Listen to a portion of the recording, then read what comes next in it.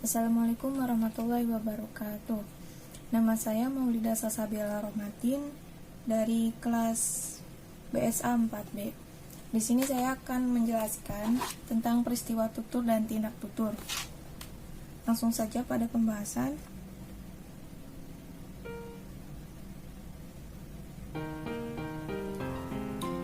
Peristiwa tutur dan tindak tutur. Cair menyebutkan bahwa peristiwa tutur merupakan ujaran yang melibatkan dua orang antara si penutur dan mitra tutur pada tempat dan situasi tertentu.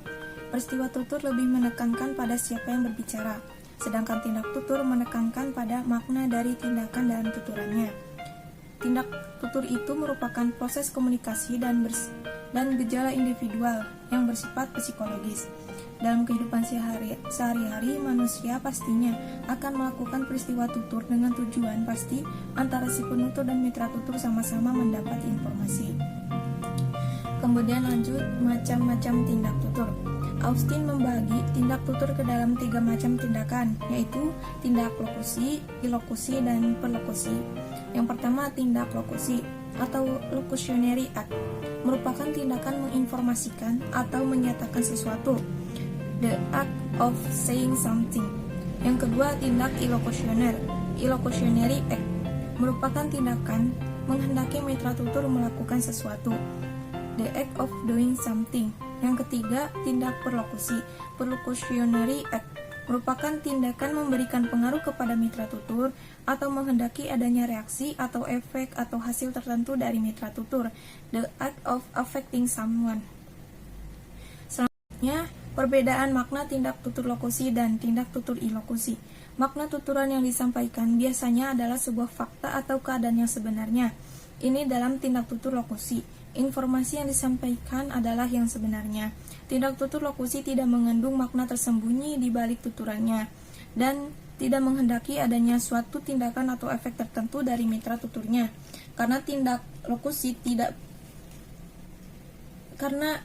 lokusi hanya bersifat menginformasikan saja. Sedangkan tindak tutur ilokusi merupakan tindak tutur yang mengandung makna tersembunyi atau makna lain yang dikehendaki oleh penutur terhadap mitra tutur. Mengidentifikasi tindak ilokusi lebih sulit dibanding dengan tindak lokusi, sebab pengidentifikasian tindak ilokusi harus mempertimbangkan penutur dan mitra tuturnya, kapan dan di mana tuturan terjadi, serta saluran apa yang digunakan. Selanjutnya, Searle pada tahun 1976 membagi tindak ilokusi ke dalam 5 macam bentuk tuturan yang masing-masing memiliki fungsi komunikatif. Yang pertama, asertif, direktif, ekspresif, komisif, dan deklarasi. Yang pertama, asertif. Bentuk tutur ilokusi yang menggabungkan penutur pada kebenaran preposisi yang diungkapkan, to the truth of the expressed proposition. Misalnya menyatakan, membual, menyarankan, mengklaim, dan mengeluh.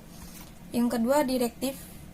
Bentuk tutur yang penuturnya untuk membuat pengaruh agar si mitra tutur melakukan tindakan, to get the hearer do something.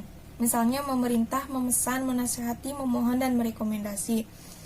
Kemudian yang ketiga, ekspresif. Bentuk tuturan yang berfungsi untuk menyatakan atau menunjukkan sikap psikologis penutur antara mitra tutur terhadap suatu keadaan yang terjadi, to express the psychological state specified in sincerity condition about a state of affair specified in propositional content. Misalnya, memberi selamat, berterima kasih, meminta maaf, memuji, menyalahkan, dan berbela sungkawa. Yang keempat, komisif.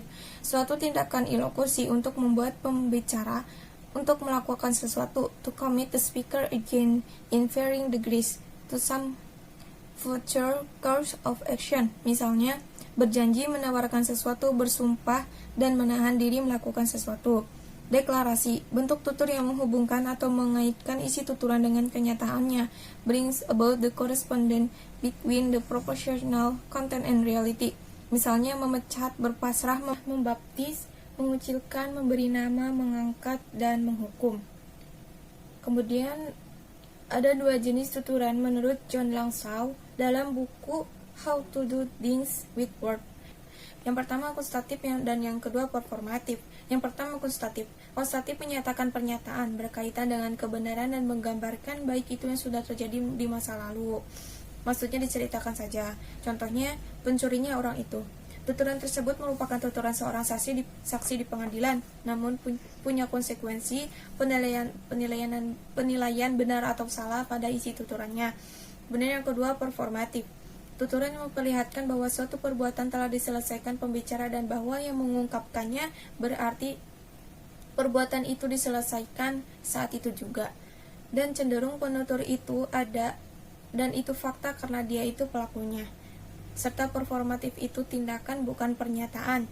Contoh ujarannya, saya mengucapkan terima kasih. Sekian dari saya, kurang lebihnya mohon maaf. Terima kasih atas perhatiannya. Wassalamualaikum warahmatullahi wabarakatuh.